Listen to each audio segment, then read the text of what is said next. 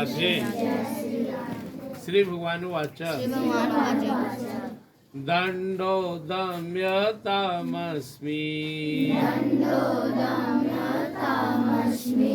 नीतिरस्मि जिगीषताम्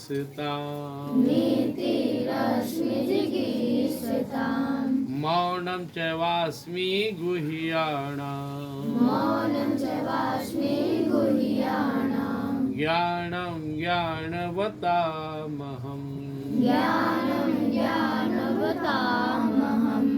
दंडो दम्यतामस्मि नीतिरस्मि जिगीषताम्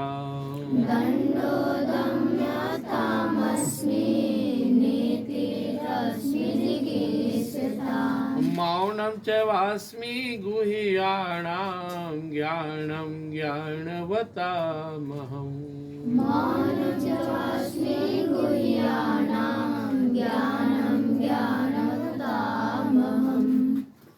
हम लोग भगवान के दिव्य विभूतियों के बारे में सुन रहे हैं। कहाँ कहाँ हम लोग भगवान का दर्शन कर सकते हैं।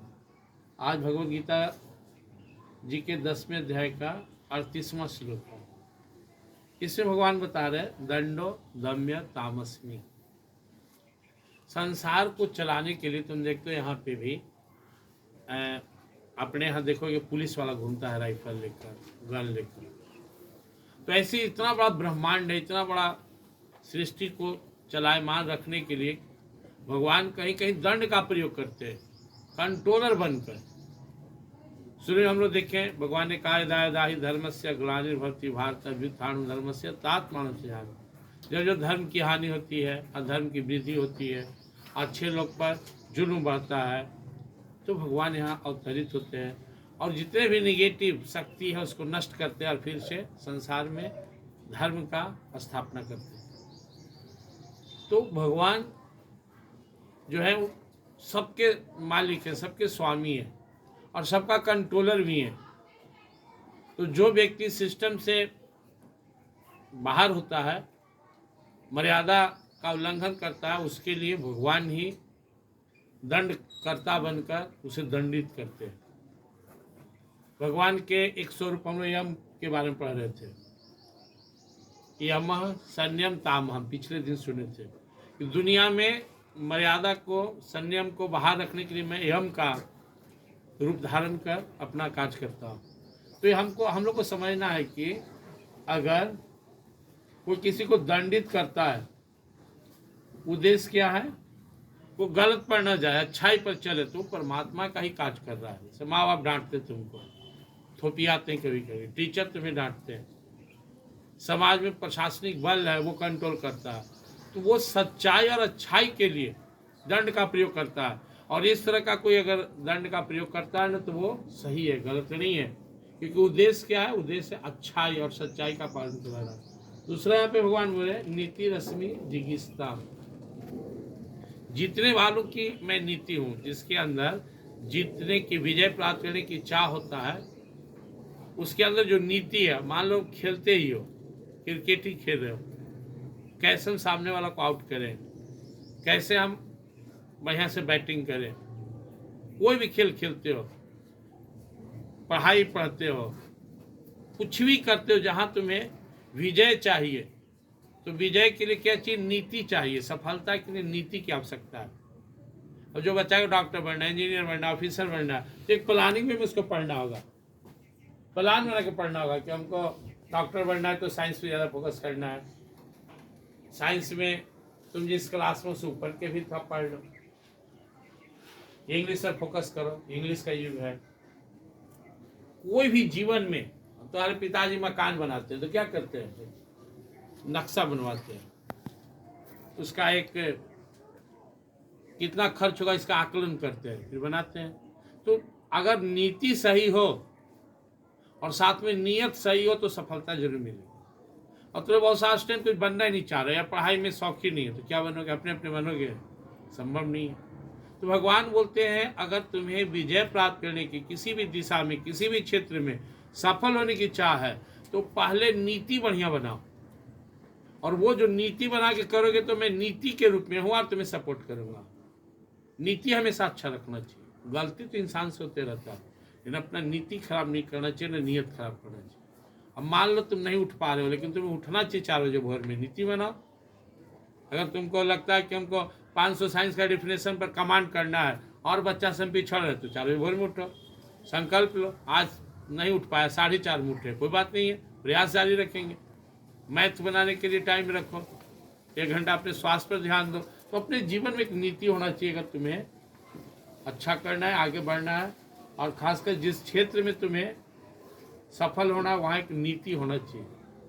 और क्या बोले भगवान, मौनम चवास्मी गुह्याणाम, मैं मौन हूँ गुड़ बातों को रखने में। अभी इतना बड़ा दुनिया चल रहा है, लेकिन भगवान एकदम अपने आप को गुप्त रखे हुए हैं। कहीं बहुत कोई भक्ति करता है, प्रार्थना करता है तो प्रकट होते हैं, तपस्या करता है तो प्रकट होते हैं।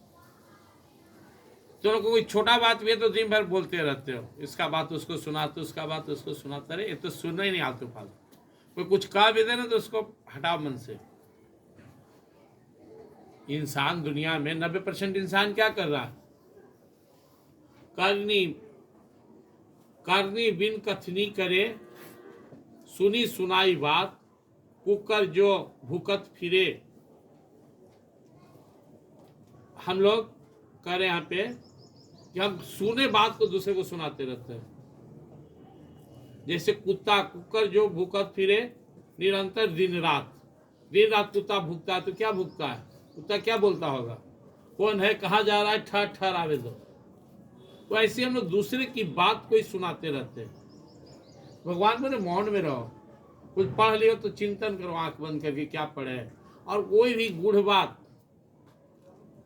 अब तुम्हारी मम्मी बहुत सा बात बोलती है, सो नहीं किसी को मत कहना, लेकिन तुमको पचता नहीं है, कहने की बात होने कर देता है। तो बहुत सा बात ऐसा होता है जिसको हम लोग को,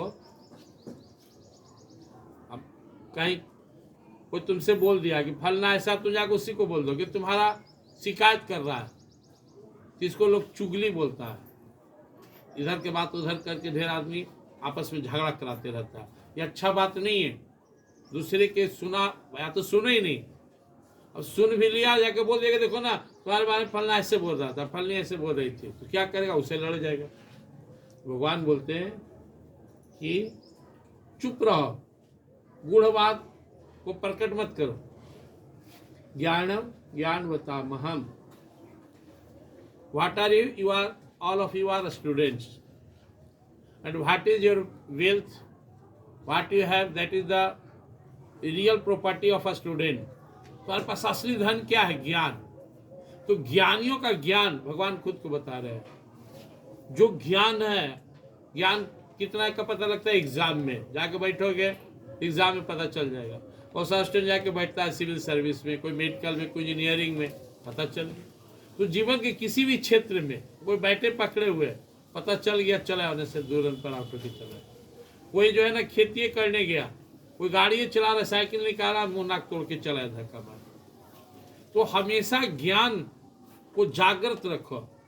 जो ज्ञानी होता है उसके अंदर में भगवान रहते हैं, उसके ज्ञान रूप में उसको हमेशा हिदायत करते हैं। हम लोग क्या करते हैं, भगवान अंदर से कहेंगे कि होमवर्क नहीं बनाया, बना लो ना, अंदर से आवाज आ रहा है, सुन भी अच्छे बनाएंगे ना, अपने आप से लड़ रहे हैं।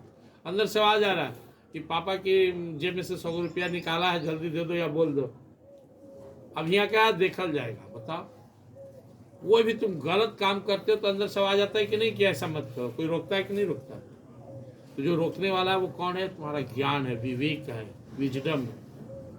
हर आदमी के अंदर में भगवान है, इसलिए हर आदमी में ज्ञान है।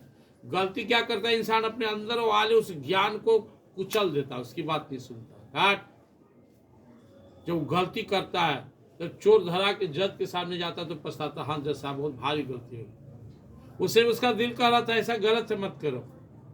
भाई बहन दोनों झगड़ गया, उन्हें मम्मी आके ढेड़ा दी, तो दोनों कहता है फिर आपस में कहाँ लड़ रहे थे, मिल के रहेंगे, फिर लड़ेगा अगला दिन। जीवन में जो हमारा अंदर में बुद्धि है ना, जो ज्ञान, वो भगवान ही है, और वो हमेशा हमें अलर्ट करते हैं क्या सही है क्या गलत है, क्या सही क्या गलत है। लेकिन जो मोटा दिमाग के लोग होते हैं ना, उस अच्छी बात को नहीं सुनते।